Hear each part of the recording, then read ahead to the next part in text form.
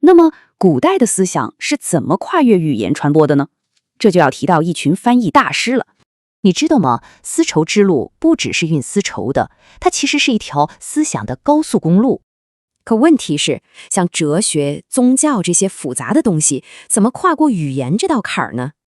这时候，光有翻译还不够，你得需要一位真正的大师。来说个好玩的，翻译这个词，它自己是从哪儿翻译来的？很多学者都觉得，咱们汉语里的“语”很可能就来自古突厥语。当时很多民族都需要翻译，但只有一个群体把这事儿做成了艺术。没错，就是维吾尔人。他们安定下来之后，文学创作简直是井喷式发展。他们简直就是个语言捐火库，掌握的语言和文字系统多得惊人。从印度到中国，中亚地区的主要语言他们都能说，而且他们还能用好几种文字来写，看到什么学什么，非常厉害。不过，他们真正牛的地方不是翻译了啥，而是他们是怎么翻译的。一开始也是磕磕巴巴的逐字翻译，但后来直接升华成了文学创作。他们追求的最高境界叫自由翻译，不只是转述，更是在美化原文。玩转这种风格的有个大师，名叫圣光法师都统。你听听这个汉门佛经原文里就简简单单几个字，发生了地震。他倒好，直接把这几个字翻译成了一首天花乱坠的诗。这得多自信啊！他甚至敢往一部重要的经书里加了2个自己的原创故事。当然，他不是一个人在战斗，还有像 Pratnarok Shiti 这样的译者开创了中式翻译法。这个传统生命力特别强，延续了好几百年，甚至还影响了后来的蒙古帝国。所以你看，他们作为文化桥梁的角色持续了超过1000年。所以说，他们不只是翻译家，他们就是丝绸之路的文化大动脉。他们能把那些静态的文字变得活色生香，赋予了全新的生命力。这就让我们思考了，语言的力量难道只是为了保存过去吗？还是为了创新？维吾尔人就证明了，最牛的翻译家不只是搭桥的，他们是在创造新世界。今天我们来聊点有意思的。一个丝绸之路上，你可能不那么熟悉，但绝对是重量级的文学超级大国——古代回鹘人。他们可以说是那个时代最顶尖的翻译家。相信我，听完他们的故事，你对文化交流这件事会有一个全新的看法。来，我们先来想一个问题：在那个没有网络、没有任何全球媒体的时代，那些伟大的思想，像是宗教信仰、深刻的哲学，还有那些动人的神话故事，他们到底是怎么长途跋涉，跨过一个个庞大的帝国和文化鸿沟的呢？答案嘛，听起来好像很简单，就是2个字：翻译。但你可千万别小看它，这背后可深了去了。这绝不仅仅是把一种语言换成另一种，它更像是一种文化的再创造。咱们可以这么说，翻译这个需求啊，基本上跟人类的历史一样悠久。你想想看，只要有人群开始迁徙，只要不同的文化碰了面，那肯定就得有人站出来当那个沟通的桥梁，对吧？好，在我们的主角回鹘人正式登场之前呢，咱们得先看看他们的前辈。比如我们历史书上经常看到的匈奴，还有后来的突厥汗国，那都是草原上的狠角色。他们跟周边的邻居，尤其是中原王朝来往特别频繁。那一来二去，贸易、谈判、冲突，什么都需要人沟通啊。所以一个历史悠久的翻译传统其实早就开始了。这里啊，我得给你分享一个特别好玩的语言学发现。在古代汉语里有个词叫提低，就是翻译官的意思。很多学者，包括我们中国的学者，都觉得这个词的发音很有可能就是从古突厥语的 dede 来的。dede 是什么意思呢？就是他说。你闭上眼睛想象一下那个画面，古代的外交场合，一个翻译官站在中间，不停地重复他说他又说，时间长了，这个声音本身就成了这个职业的代称。你看是不是一下子就感觉历史活过来了？好了，现在让我们的主角回鹘人正式登上舞台。他们到底是怎么从一个马背上的游牧民族摇身一变成为一个文学强国的呢？关键啊，就在于他们生活方式上的一次巨大转变。事情是这样的，当回鹘人离开蒙古草原，向西迁徙，进入我们今天熟悉的塔里木盆地之后，他们从游牧生活变成了定居生活，一切都变了。像吐鲁番、别什巴里这样的绿洲城市，很快就成了繁华的文化中心。你想啊，人一旦定居下来，就需要成文的法律，需要抄写的宗教经典，需要商业合同，当然也需要文学故事来娱乐，对吧？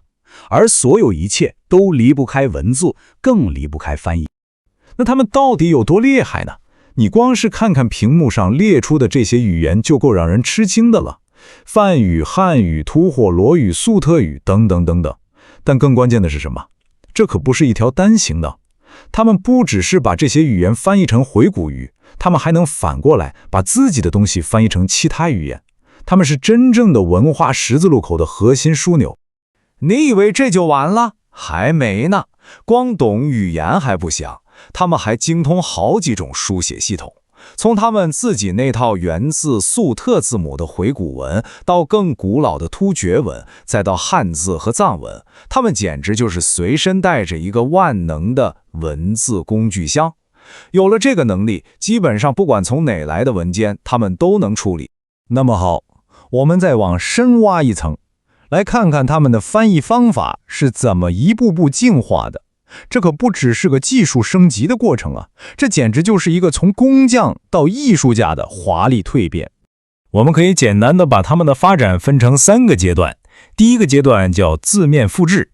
一开始他们特别小心，尤其是在翻译像佛经这种神圣的文本时，那真是逐字逐句，生怕错了一点点。然后呢，他们就进阶了，进入第2个阶段，文化保存。他们开始有意识地去翻译一些当时已经没人说、快要失传的语言，比如吐火罗语的文件。这说明什么？说明他们有了一种文化担当，觉得自己有责任去守护这些古老的知识。最后，他们迎来了自己的巅峰，第3个阶段，文学创作。到了这个时候，翻译对他们来说已经不是一种束缚了，而是一种自由的、充满创造力的艺术表达。正是在这个文学创作的黄金时代，一批真正的翻译大师横空出世。他们可不是来遵守游戏规则的，他们是来彻底改变游戏规则的，直接把翻译这门手艺拔高到了艺术的殿堂。在这些大师里头有一个名字咱们必须记住，他就是来自别什巴里城的新库什里图统。可以说，这位新库什里图统就是回鹘翻译传统里金字塔尖上的人物。要是用一句话来形容他和他的同行们干的事儿，那最贴切的就是他们不只是在翻译，他们是在让文本重获新生。这句话什么意思呢？意思就是他已经不满足于当一个信息的搬运工了，他成了一个共同创作者。他的手法到底有多惊人？我给你们举个例子，你们立马就能感受到。有学者在研究他翻译的一部佛经《金光明经》的时候，发现一个细节，汉文的原版里就非常平淡地写了一句话，发生了一场地震，就完了，5个字。可你再看新库什里图统的回鹘文译本，哇哦，这完全是两码事了。他把这5个字变成了一段充满想象力的华丽诗篇。他写道，这场地震是因为一位圣人做了一件了不起的善举，整个宇宙都为着欢欣鼓舞，所以天上降下了花雨，大地也因为喜悦而颤抖。看到了吗？一个干巴巴的事实陈述，变成了一个充满神圣美感的宏大场面。这哪里还叫翻译呀？这根本就是在创作。而且新库什里图统对自己和自己的文化是极度自信的，自信到什么程度？他甚至敢在翻译一部重要的佛经时，在最开头自己加上2个原文里根本没有的新公式。为什么这么干？就是为了让他的回鹘读者们能更好地理解和接受。你想想，这种文化自信和创造力就是大师的标志啊！你可能会想，后来回鹘人的王国衰落了，这么厉害的知识传统是不是就跟着消失了？恰恰相反，它不但没有消失，反而被一个更强大的帝国给继承了，而且还发扬光大了好几百年。咱们顺着这个时间线来看故事从9世纪开始，回鹘人开启了他们的翻译黄金时代。然后时间快进到13世纪，蒙古帝国崛起了。成吉思汗和他的子孙们很快就发现一个问题，光靠武力打下这么大的江山，可怎么管理呢？他们急需一批懂文化、懂多国语言的专业人才。这时候，他们找到了最完美的人选，就是这批回鹘知识分子。后来，回鹘人建立的这套官方翻译体系，甚至被后来的元朝和明朝给继承了下来，影响极其深远。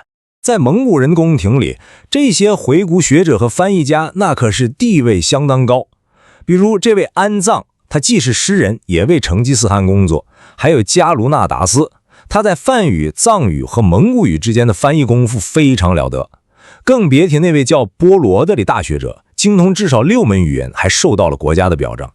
这些名字就证明了回鹘的知识精英在那个时代是多么的举足轻重。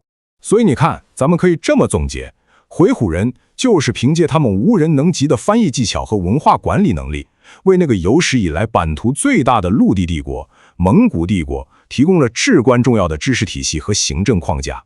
可以说，他们的笔和蒙古人的剑一样，共同塑造了那段波澜壮阔的历史。好了，聊了这么多古代的故事，这跟我们今天有什么关系呢？尤其是在 AI 翻译越来越厉害的今天，当我们都在追求更快更准的机器翻译的时候，我们是不是正在失去一些很重要的东西？一个把翻译看作是充满创造力、同理心和美感的艺术，而不仅仅是一项冷冰冰的技术任务的文化，又能教给我们些什么呢？这个问题，我觉得真的值得我们每一个人好好想一想。好，我们来聊聊丝绸之路。一提到这个名字，你脑子里可能马上就出现了骆驼商队、香料，还有闪闪发光的丝绸，对吧？但其实啊，在这条伟大的商道上，交易的可远不只是这些看得见、摸得着的货物，思想、信仰，还有知识，这些东西的流通可能比货物还要重要。而一切的背后都离不开一群我们今天不太熟悉的关键人物——翻译家。说到古代的突厥民族，我们一般的印象是什么？可能就是那种在草原上骑着马骁勇善战的形象。但说实话，这可能只是故事的一半。我们对他们的这种刻板印象，会不会恰恰忽略了他们一个更厉害也更重要的身份，那就是知识的守护者和文化的传播者。所以今天我们就是要来揭开一个有点被遗忘了的知识世界，讲一个古老民族回鹘人是怎么用他们的语言天赋，在丝绸之路上建立起一个庞大的翻译帝国。你听听这个词儿，翻译帝国，这可不是用刀剑，而是用文字和智慧建立起来的。咱们这个故事啊，得从回鹘人真正崛起之前开始说起。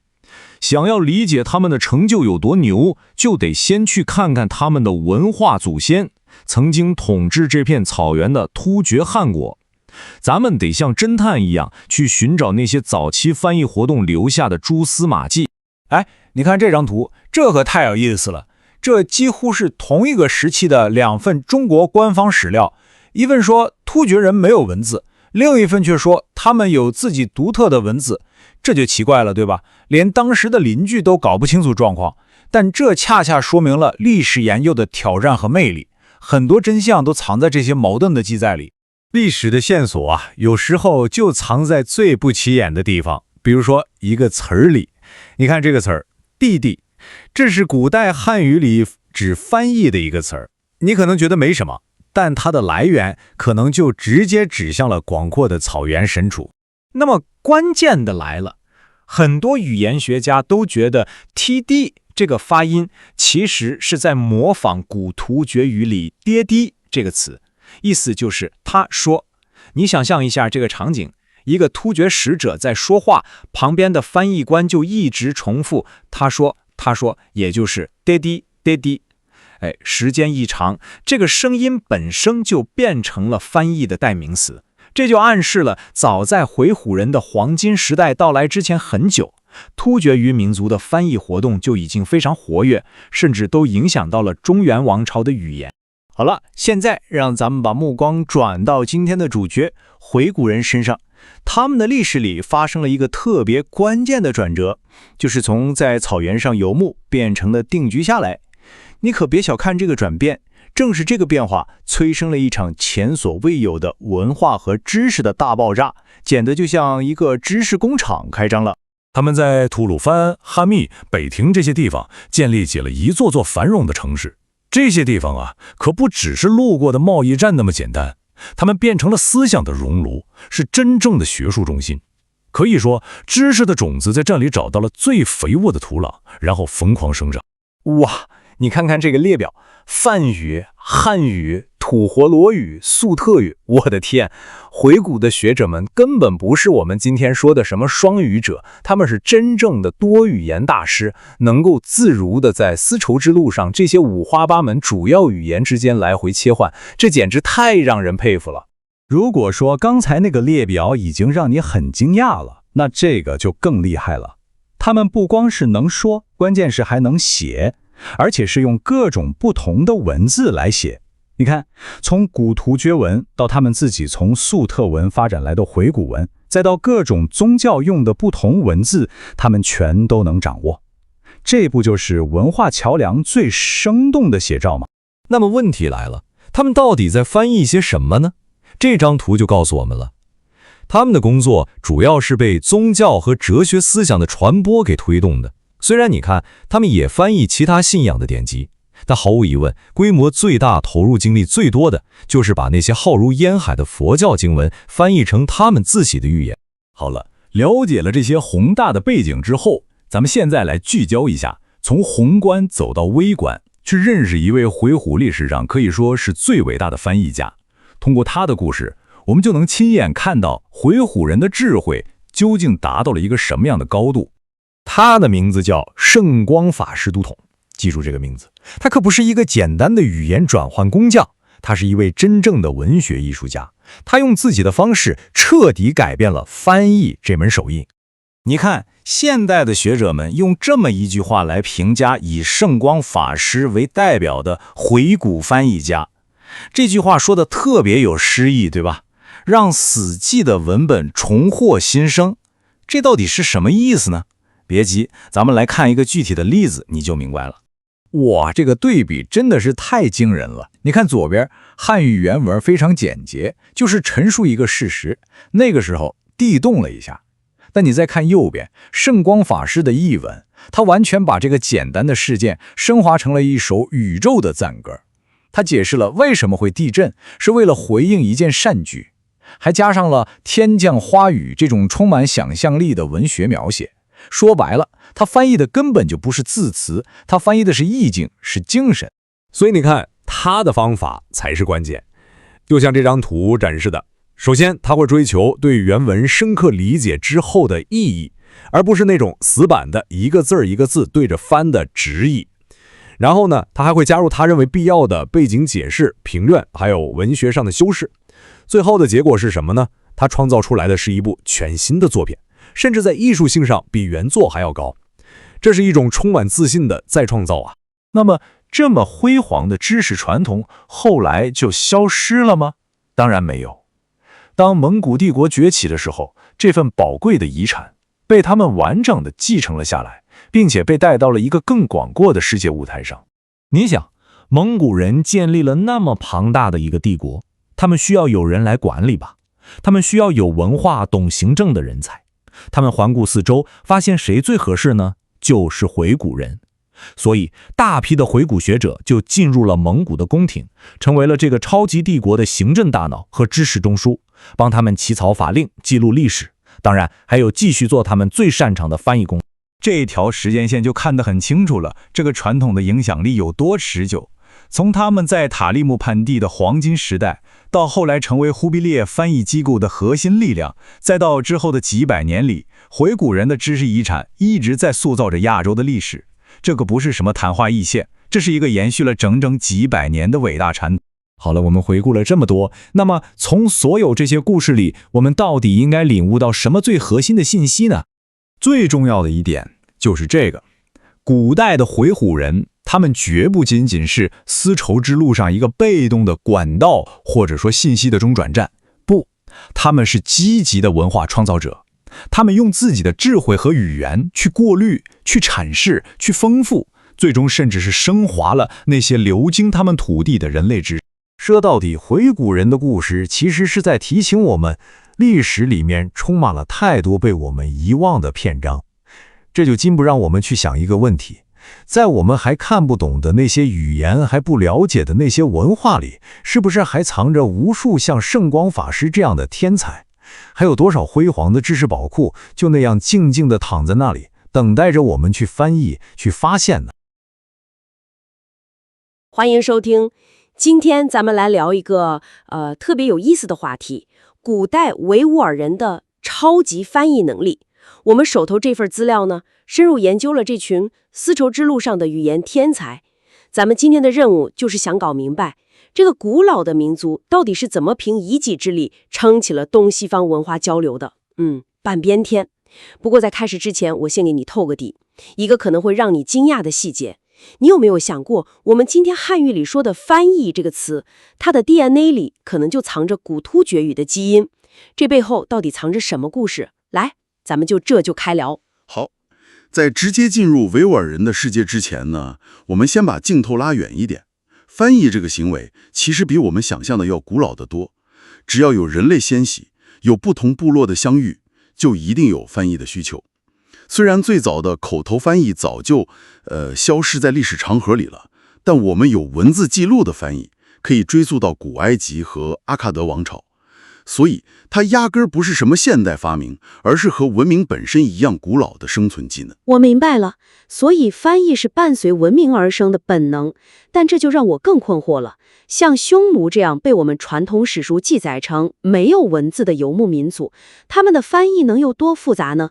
难道我们对他们的理解一直有偏差？问到点子上了，这正是最有趣的地方。关于匈奴到底有没有文字，汉文史料的记载是相互矛盾的，简直像是在打架。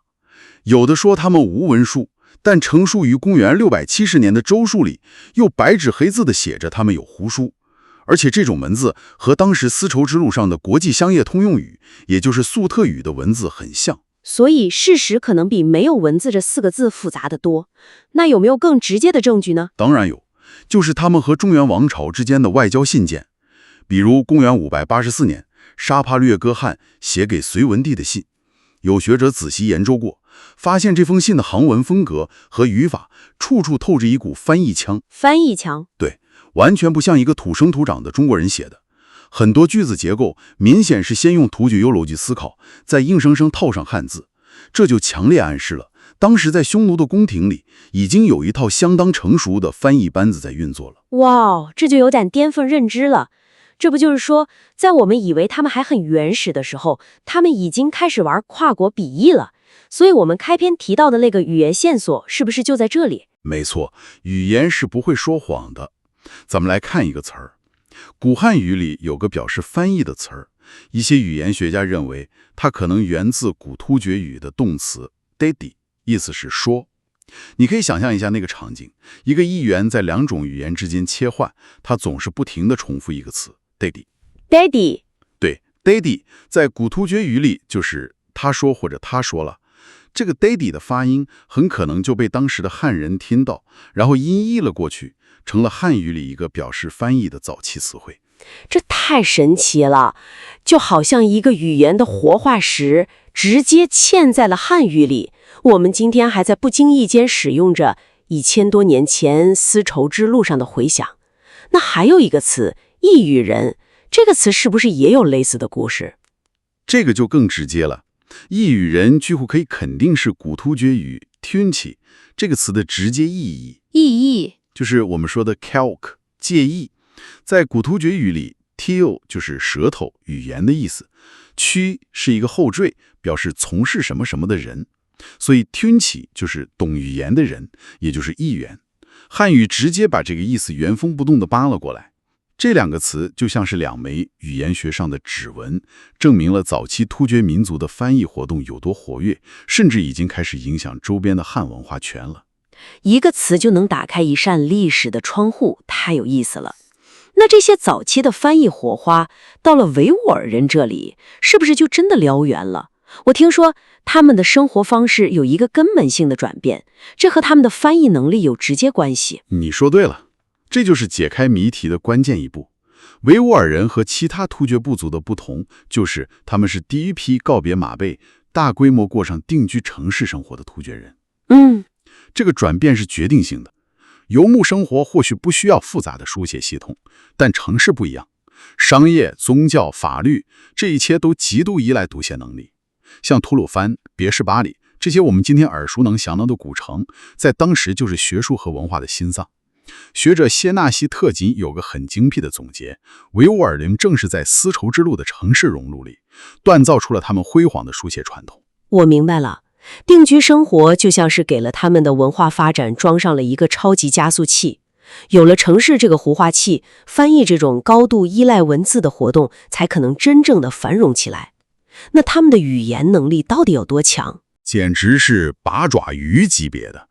从他们翻译的文献来源看，这些翻译家们起码要精通梵语、汉语、藏语，还要懂已经快要失传的吐火罗语，以及当时商业界的通用语粟特语。后来随着历史发展，蒙古语、波斯语、阿拉伯语也都被他们纳入了技能包。哇！但最关键的一点是，他们的翻译是双向的。他们不光是把外面的东西拿进来，还会自信地把自己的作品翻译成其他语言传播出去。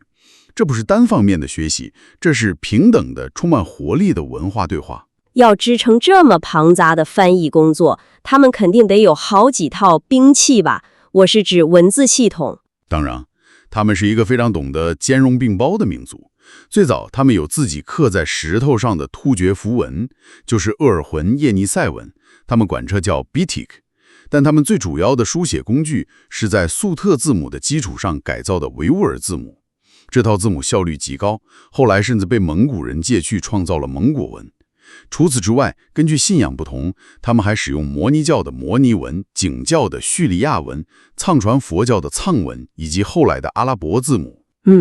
这种在语言和文字上的极度灵活性，就是他们能成为丝绸之路文化翻译枢纽的底层代码。我明白了，他们有城市，有需求，有多语种能力，还有一整套文字工具箱，简直是天赋型选手。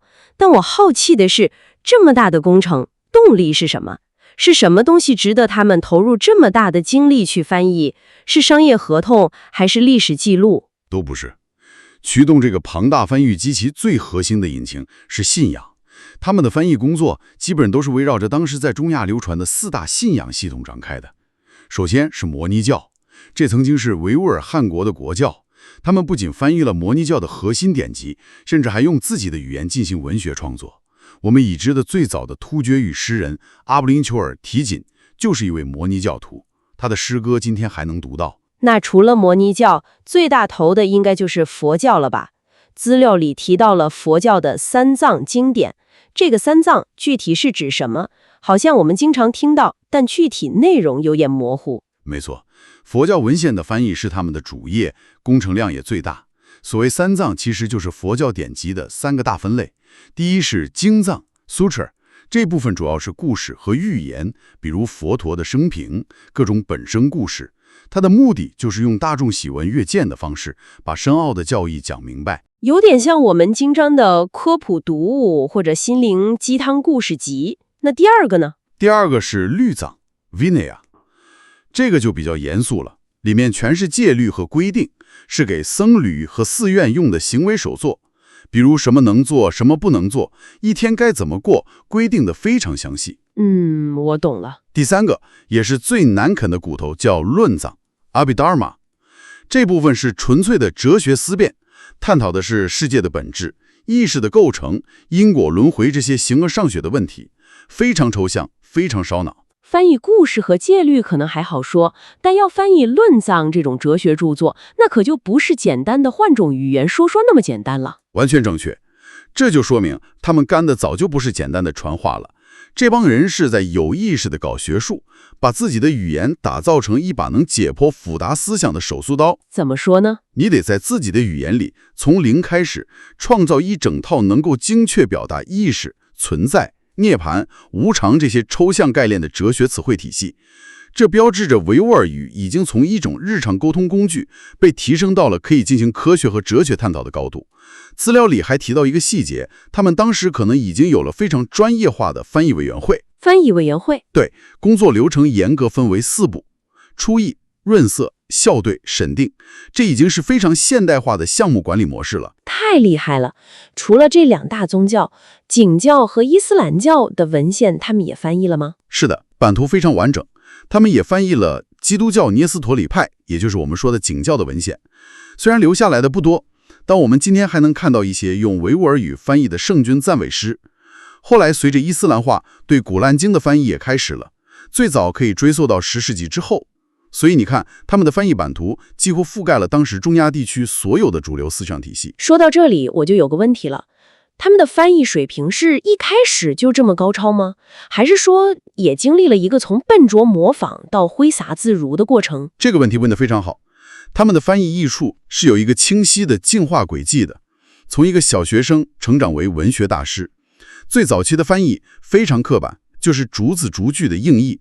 比如一些早期的梵语维吾尔语对译本，就是一行梵文下面对应一行维吾尔文，严格按照梵语的词序来排列，读起来非常别扭，甚至不符合维吾尔语本身的语法。所以听起来有点像我们今天把一篇外语文章直接扔进谷歌翻译，然后得到的那种生硬结果。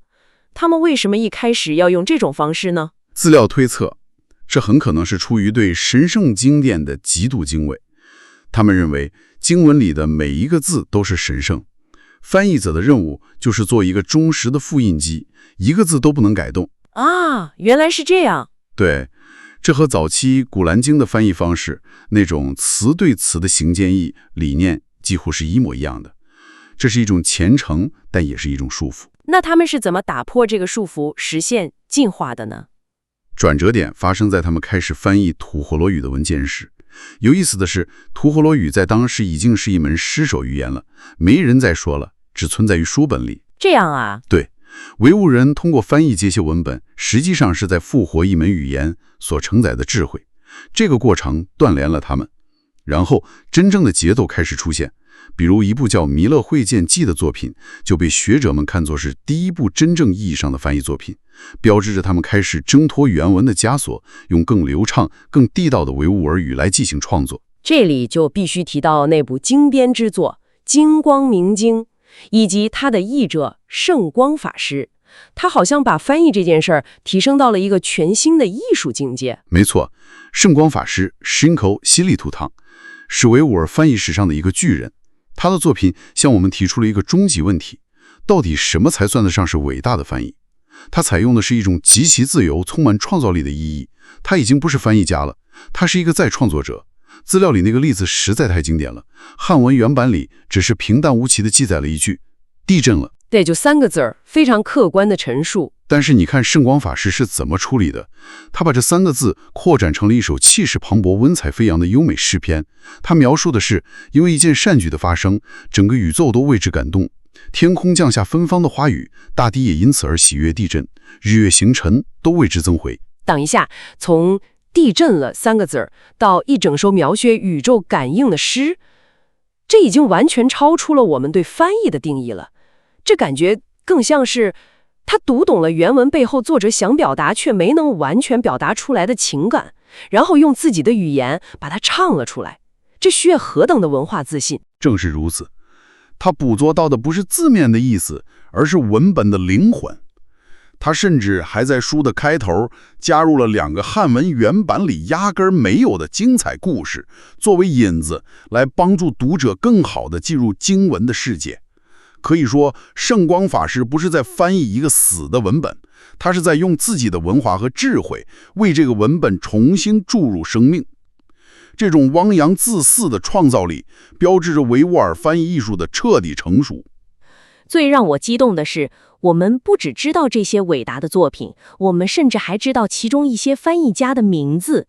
这一下子让冰冷的历史变得有血有肉了。是的，这非常难得。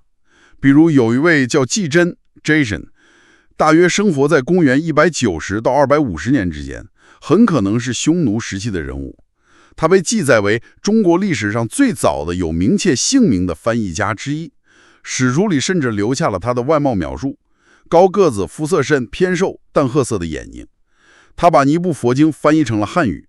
还有我们刚刚反复提到的那位大师圣光法师，我们知道他是谁，来自哪里吗？我们知道，他在书里自豪地宣称自己来自被赞美的10个维吾尔国家之一。学者们普遍认为，他指的就是当时西域的重镇别是巴里城。在他之后，这个伟大传统也一直在延续。比如蒙古宫廷有一位著名的维吾尔翻译家叫安藏，据说曾经为成吉思汗本人服务。他不仅是翻译家，还是一位出色的诗人。他用维吾尔语写的诗歌残片，今天依然保存着。资料里还提到了像翻译《弥勒会见记》的波罗提那罗什茨、元代的加鲁纳达斯、阿林铁摩尔等等。感觉这个翻译传统就像一条大河，一直流淌到了蒙古帝国时期。忽必烈汉鉴里的那个国家级的翻译机构，会不会就是以维吾尔人的模式为蓝本吗？很有可能。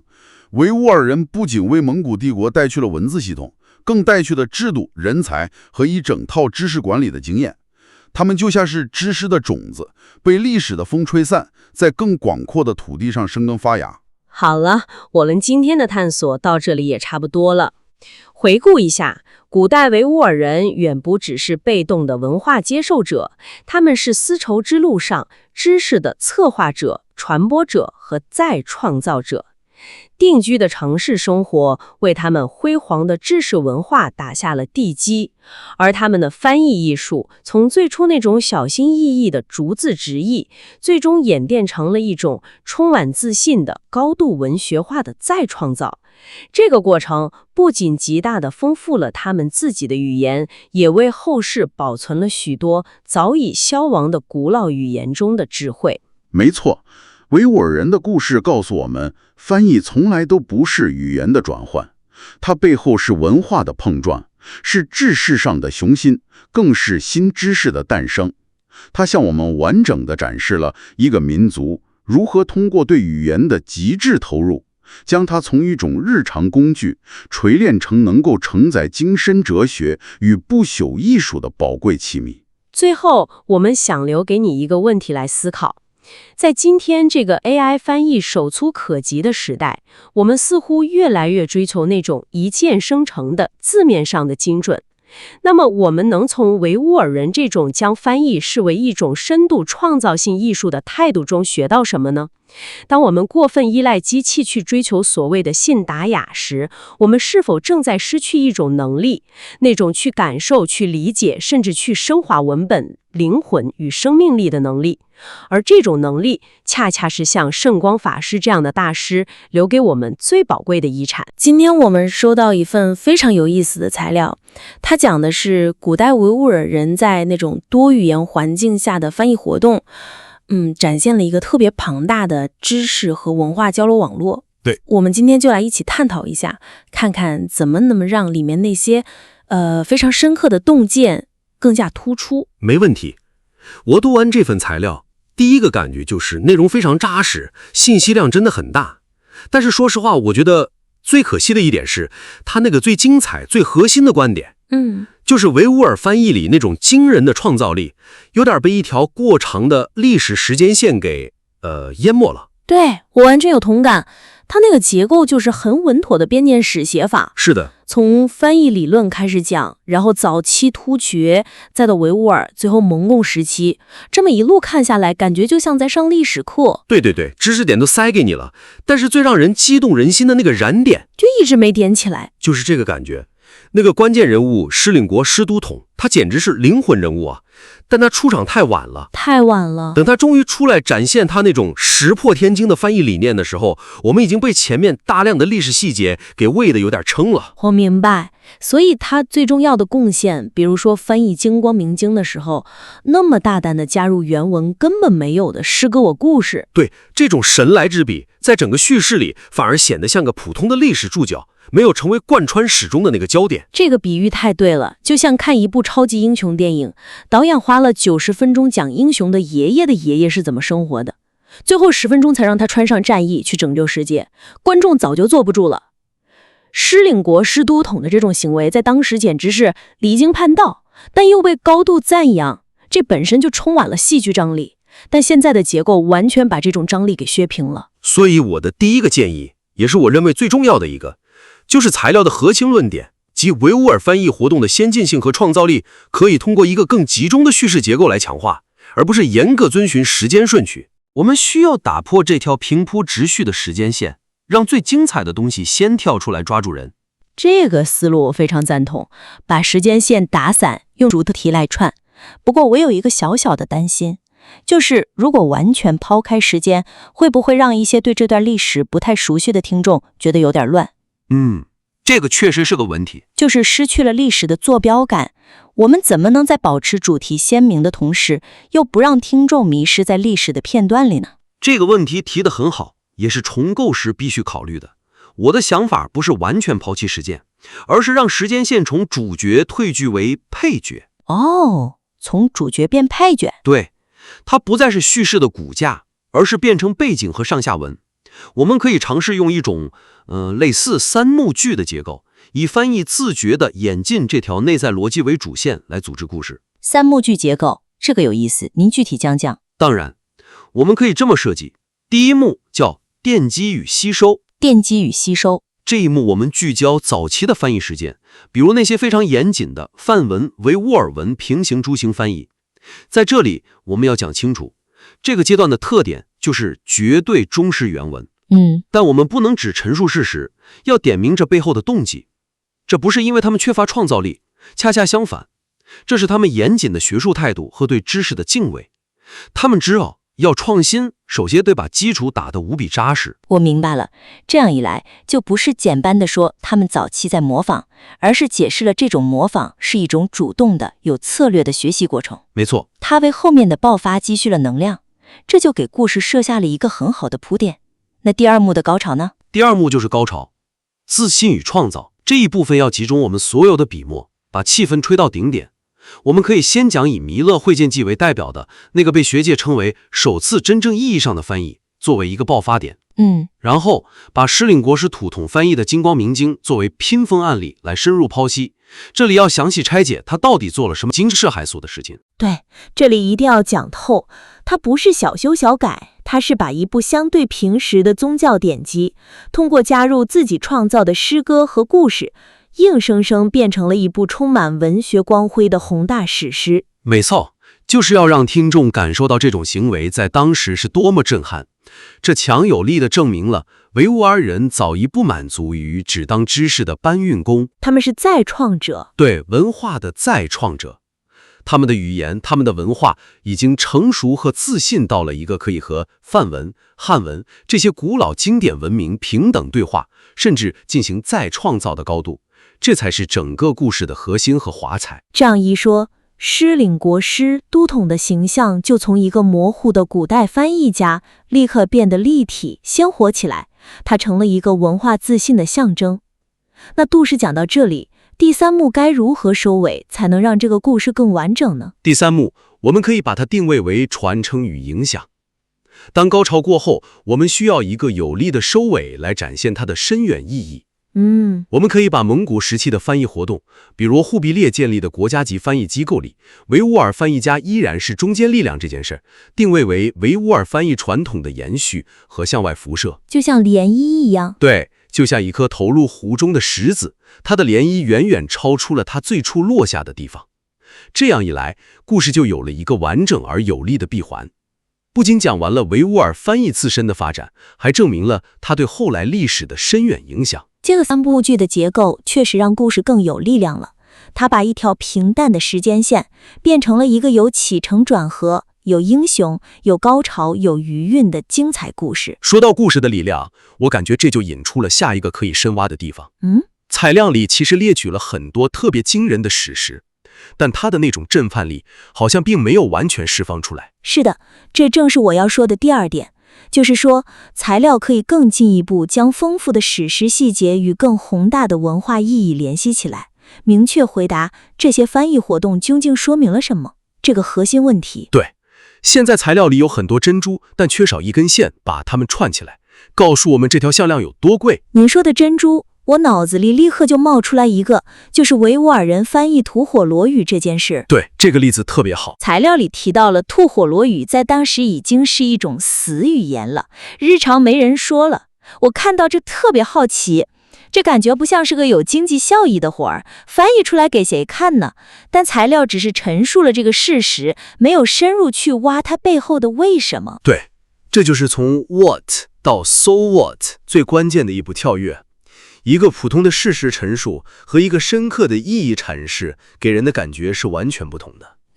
我的建议是，在呈现每一个类似的关键事实之后，都紧跟着增加1、2句画龙点睛的分析，把它背后的动机和意义点透。那我们就拿翻译吐火罗语这个例子来试试。如果让您来做这个画龙点睛的分析，您会怎么说？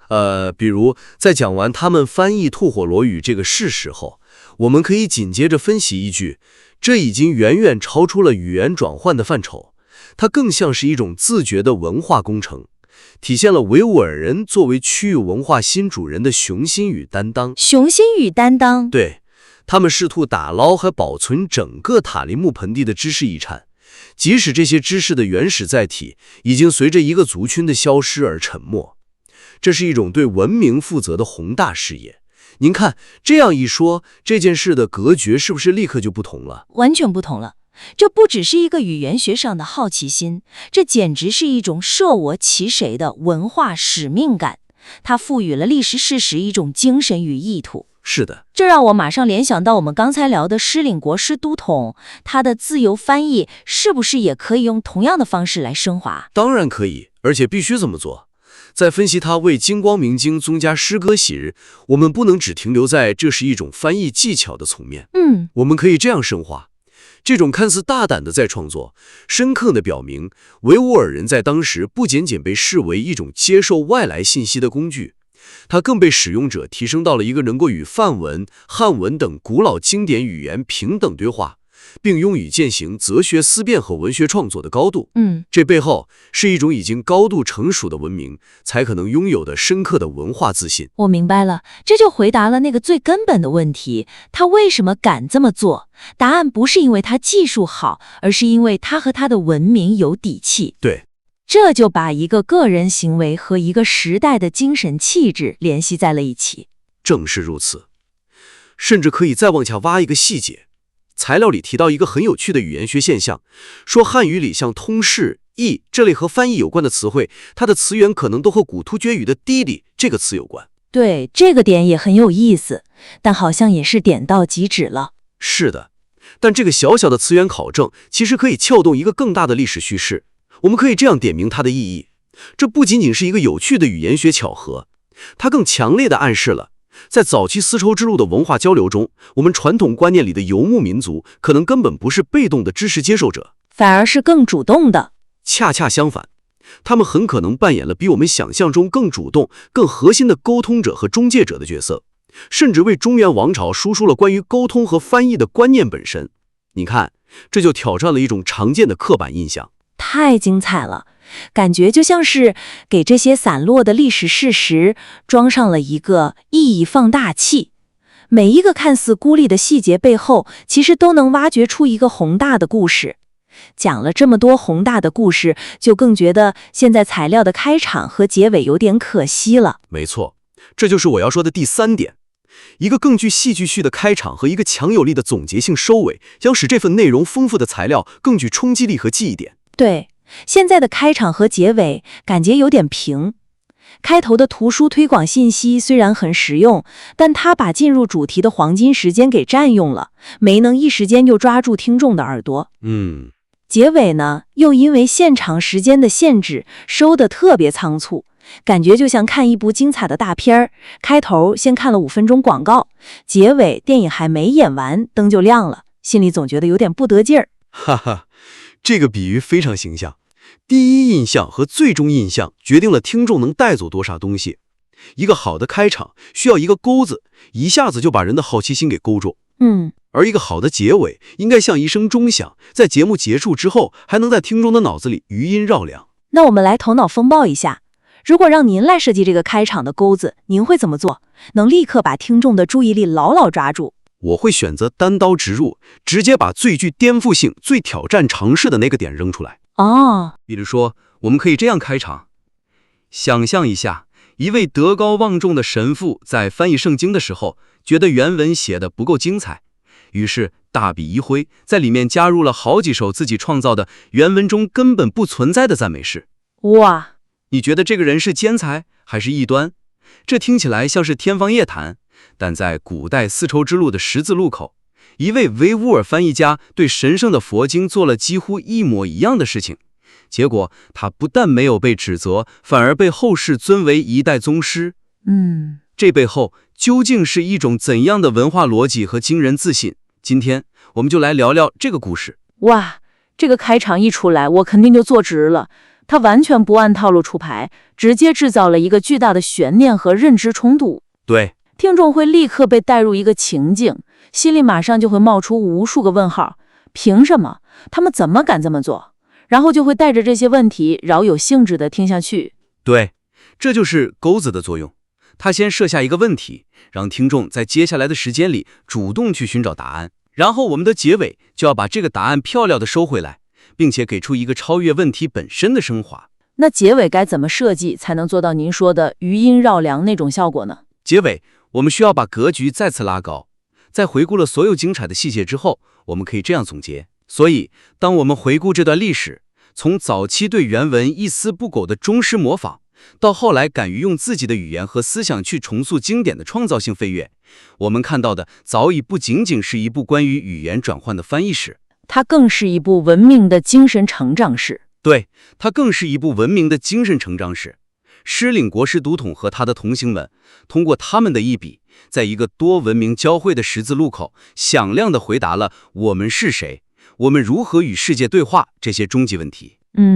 他们留下的不仅是那些珍贵的译本，更是一个文化主题如何从吸收到自信，再到创新的完整范例。这个结尾非常有力量，它把我们讨论的所有内容、结构、细节、意义全都收束到了文明精神成长史这个高度上。是的，它给听众的不再是一堆关于翻译的知识，而是一个关于文明如何定义自身的深刻而又动人的故事。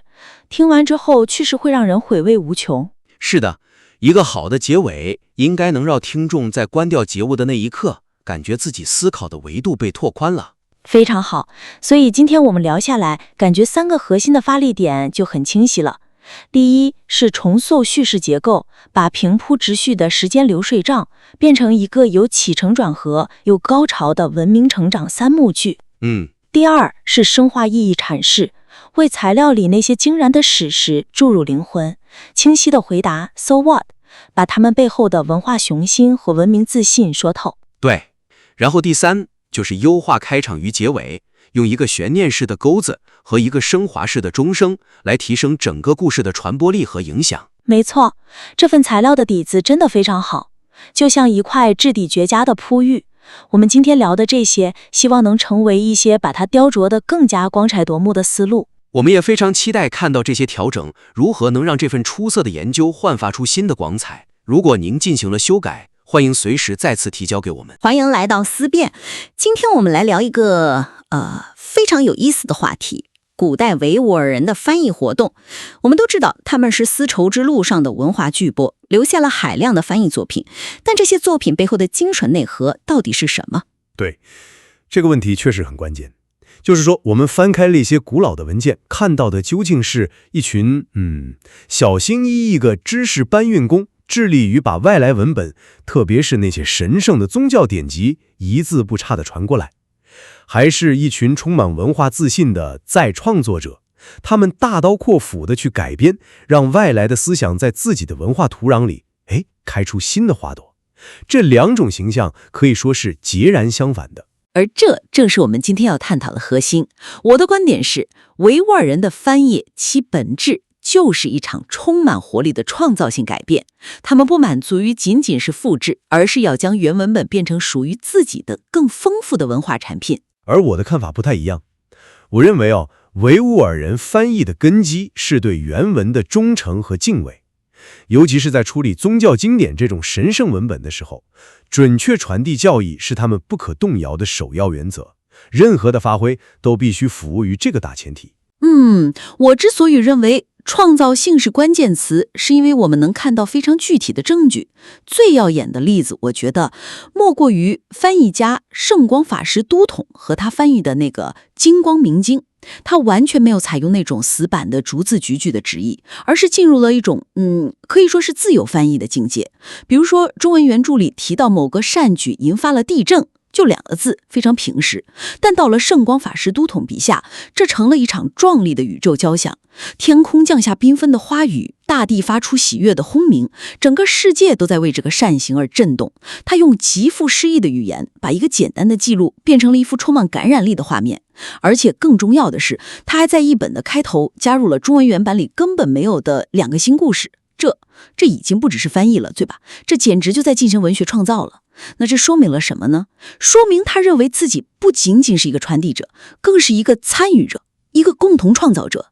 这种底气，我觉得源自于高度的文化自信。他们不是被动的接受，而是主动的去融合、去美化，把外来的文本变成维吾尔文学的瑰宝。你举的圣光法师的统的例子，确实很有说服力。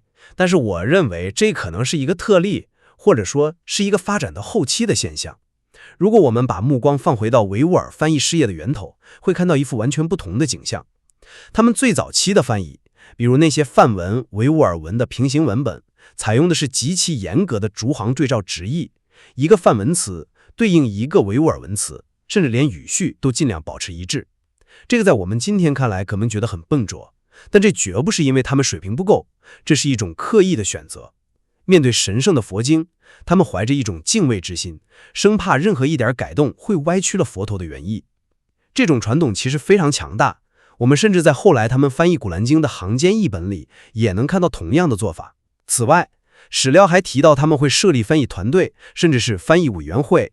你想想，为什么要这么多人一起工作呢？很可能就是为了通过集体审校、反复比对，来确保每一个词、每一个概念都准确无误，防止个人发挥过度。所以在我看来，这种对原文的忠诚才是他们翻译活动的底色和基石。你提到了他们翻译的起点，这一点非常重要。但我认为，这恰恰证明了他们的翻译理念是在不断成熟和演进的。早期的逐行直译更像是一种学习和积累的过程，是学徒期。他们通过这种方式，精确地掌握外来语言的每一个细节和佛教的每一个概念。但他们没有停留在这一步。资料里提到的那个《弥勒会见记》被很多专家看作是第一部真正意义上的维吾尔翻译作品，这本身就是一个信号，一个转折点，是不是？它标志着维吾尔翻译家们已经走出了学徒期，开始迈向大师的境界。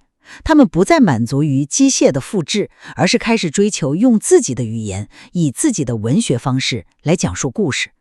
所以，这个从直译到意译再到文学性编译的动态发展过程，才是维吾尔翻译史最迷人的地方。它不是一成不变的，而是在不断地走向更自信、更成熟的艺术创造。这个演变的说法很有趣，但即便是演变，我认为那根忠实的轴心也从未动摇过。我们再回到圣光法师都统的例子上，你将他的行为定义为文学创作，但我认为这也可以被理解为一种更高明的忠实，一种阐释性翻译。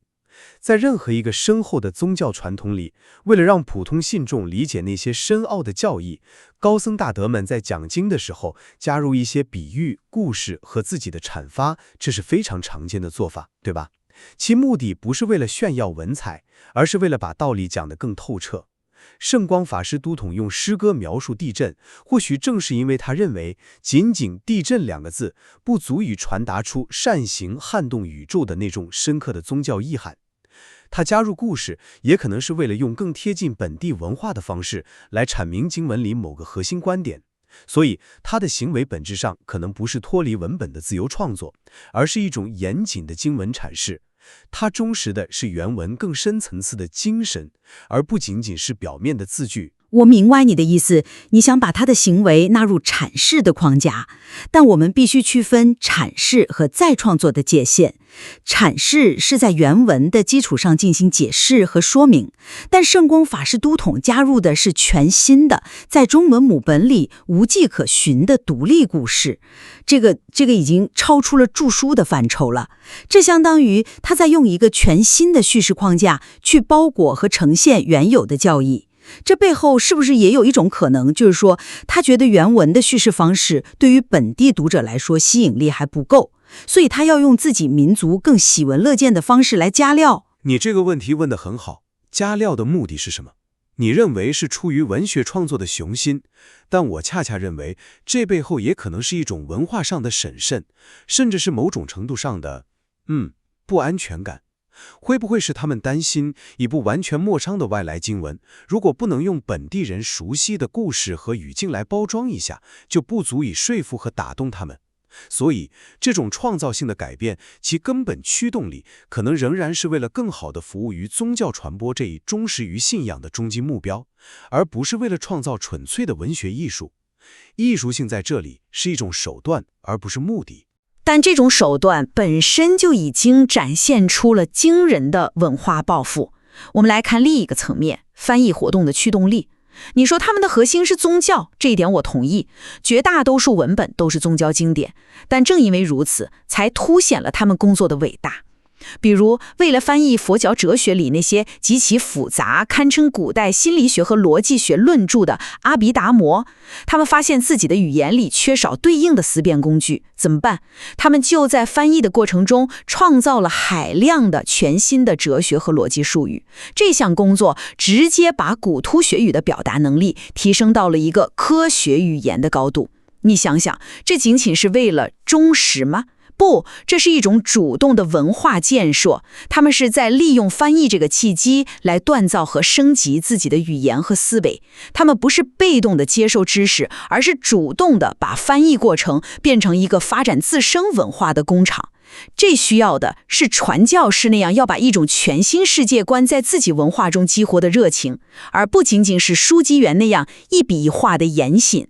我承认创造新词是翻译过程中的一大贡献，但这本身不必然等于创造性改编。恰恰相反，我认为这正是追求精确性的极致体现。面对阿毗达摩里那些精微、复杂、环环相扣的概念，如果用一个模糊的既有词汇去套，那才是最大的不忠，对不对？为了真正忠实于原文复杂的逻辑体系，他们别无选择，必须创造出同样精确的新词来与之对应。这就像我们今天翻译量子物理，你必须创造波函数叠加态这样的新词，你不能随便找个旧词来凑合。所以这种语言上的创造，其目的恰恰是为了实现更高水平的忠实。他们锻造语言是为了更完美的承载外来的思想，而不是为了改变它。归根结底，他们翻译的绝大多数是宗教文本，摩尼教、佛教三藏、景教、伊斯兰教。在这样的信仰场域里，准确性永远是压倒艺术性的第一原则，这是一条不可逾越的红线。综上所述，我依然认为维吾尔人的翻译实践是一场波澜壮阔的文化创新。它或许始于谨慎的模仿和学习，但最终走向了成熟的文学再创作。像圣光法师都统这样的翻译巨匠，凭借他们非凡的智慧和艺术才能，将外来的文化精髓与本土的语言文学传统融一如，创造出了崭新的杰作。这背后是一种开放、包容，并且对自己文化充满信心的伟大姿态。尽管我们看到了一些极具创造力的光辉案例，但我仍然坚信，维吾尔翻译活动的基石始终是对原文，特别是神圣文本的忠实与敬畏。从早期的逐字直译，到设立翻译委员会，再到为了精确理解而创造新词，都指向一个核心：确保教义准确无误的传递是他们压倒一切的首要任务。那些看似自由的文学性发挥，更是像是服务于这个终极目标的高明的阐释策略，而不是其本身的目的。看来，忠实传递与创造性改变这两种力量在古代维吾尔人的翻译世界里确实是并存的，并且始终处在一种充满张力的对话之中。对，或许这种张力本身，恰恰就是他们取得辉煌文化成就的秘密所在。他们既有学术般严谨的穷真精神，去一丝不苟地吸收外来文明之精髓，又有艺术家般自信的创造冲动，去将这些精髓用自己的方式发扬光大。正是这种罕见的双重能力，让他们成为了丝绸之路上无与比拟的文化桥梁。如何在这种看似矛盾的追求中找到平衡，是他们留给我们的宝贵遗产。这其中的复杂与智慧，确实值得我们继续深入探寻。